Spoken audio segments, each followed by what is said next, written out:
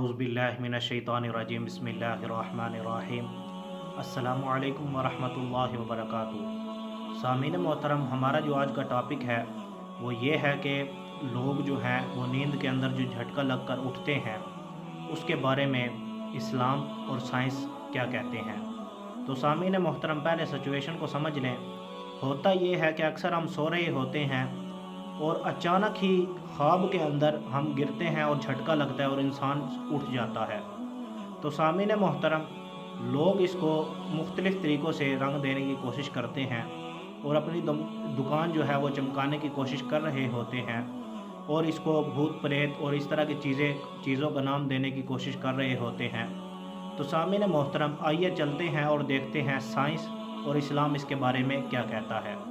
سامعین محترم، اب جو لوگ کہہ رہے ہوتے ہیں کہ وہ سوتے میں آپ کا کوئی گلا دبا رہا ہوتا ہے، اس وجہ سے آپ کو جھٹکا لگتا ہے، اور کوئی کہتا ہے کہ آپ کا انگوٹھا کوئی دباتا ہے یا ہلاتا ہے۔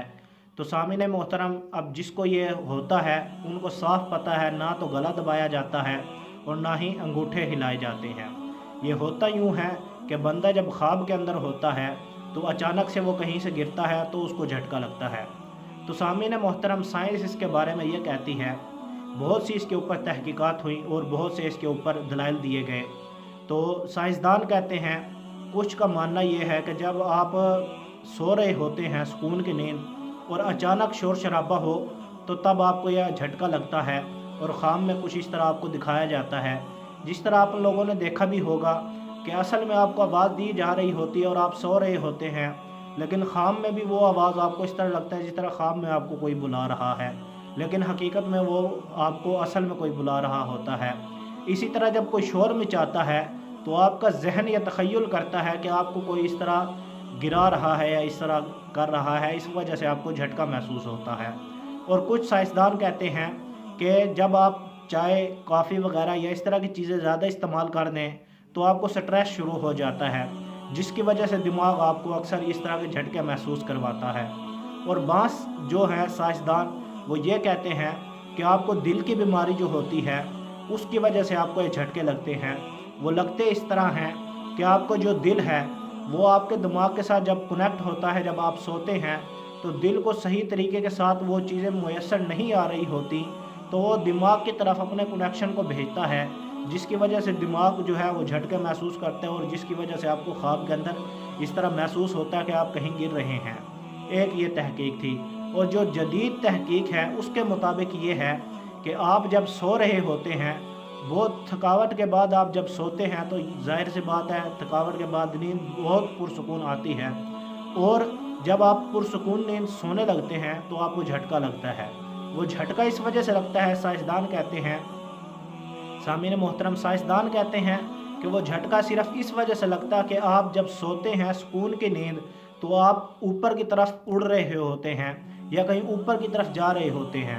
خواب کے اندر کہیں نہ کہیں آپ ٹریول کرتے ہیں یا ہوا کے اندر یا اس طرح جس طرح بھی، اور دل کو یا اس طرح محسوس ہوتا ہے کہ جس طرح آپ کہیں اور ہی جا رہے ہیں یا اس طرح ہوا کے اندر اڑ رہے ہیں۔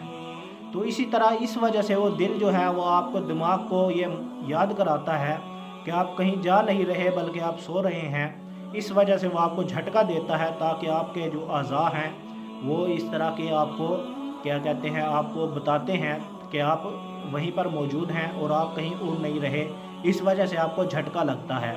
اور ایک تحقیق یہ بھی ہے کہ اچانک لائٹ جلتی ہے تو وہ آپ کے اعضاء کے جو ہیں، آپ کے جو مسلز ہوتے ہیں ان کو یہ بتاتا ہے کہ آپ سو رہے ہیں، تو ان کو کراہت محسوس ہوتی ہے آپ کے مسلز کو، اس وجہ سے جو ہے آپ کو جھٹکا لگتا ہے۔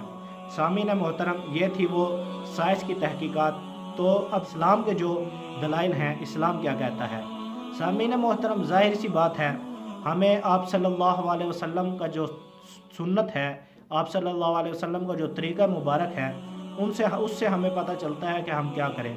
تو وہاں کوئی ڈھکی چھپی چیز نہیں ہے، وہ ظاہر سی چیز ہے کہ آپ صلی اللہ علیہ وسلم کے طریقے کے مطابق ہمیں پتہ چلتا ہے کہ جب بستر پر جائیں تو وضو کر کر آپ بستر پر جائیں، وہاں جا کر پہلے بستر کو جھاڑیں، کیونکہ سائنس بھی آج مان چکی ہے کہ جب آپ سو کر اٹھتے ہیں تو آپ کے جو ٹوٹے ہوئے سیل ہوتے ہیں آپ کے جسم سے جھڑتے ہیں، وہ بستر پر گر جاتے ہیں اور اس کی وجہ سے وہ جو ہے کینسر کا باعث بنتے ہیں اگر اس کو جھاڑا نہ جائے. تو اس طرح وہ جو سیلز ہوتے ہیں وہ بھی آپ کو ظاہر سی بات ہے پھر اس طرح جھٹکے محسوس کروانے میں آپ کو کیا کہتے ہیں وہ کارآمد ہو رہے ہوتے ہیں. تو سامعین محترم، تو سنت طریقہ بھی ہے کہ 3 دفعہ بستر کو جھاڑا جائے. سائنس سے بھی ثابت ہو گیا، اس لیے اس میں کسی کو ابہام نہیں ہونا چاہیے. پھر سامعین محترم ہمیں پتہ چلتا ہے اسلام کے ذریعے کہ آیت الکرسی پڑھ کر سونا چاہیے، ذکر و اذکار کر کر سونا چاہیے، سورہ فلق سورہ ناس کر کر سونا چاہیے. یہ ان لوگوں کے لیے ہے، ویسے بھی کر کر سونا چاہیے، لیکن جو لوگ یہ سمجھتے ہیں کہ ہمارے اوپر کالا جادو ہو گیا ہے، اس وجہ سے ہمیں جھٹکے لگتے ہیں یا مختلف اس طرح کی توہمات میں پڑ جاتے ہیں اور اس طرح کے عجیب و غریب خیالات رکھنے کی کوشش کر رہے ہوتے ہیں. اصل میں اس طرح ہوتا کچھ نہیں.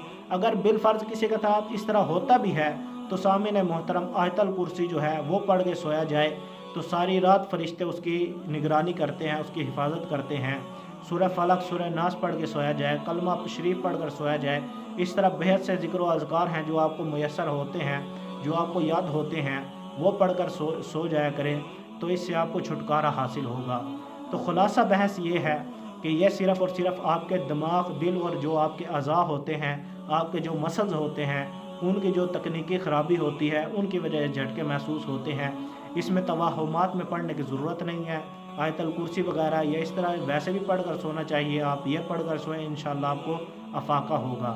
تو اللہ پاک سے دعا ہے اللہ پاک ہمیں دین کو صحیح طریقے کے ساتھ سمجھنے اور اس پر عمل کرنے کی توفیق عطا فرمائے. وآخر دعوانا ان الحمدللہ رب العالمین. اللہ اللہ اللہ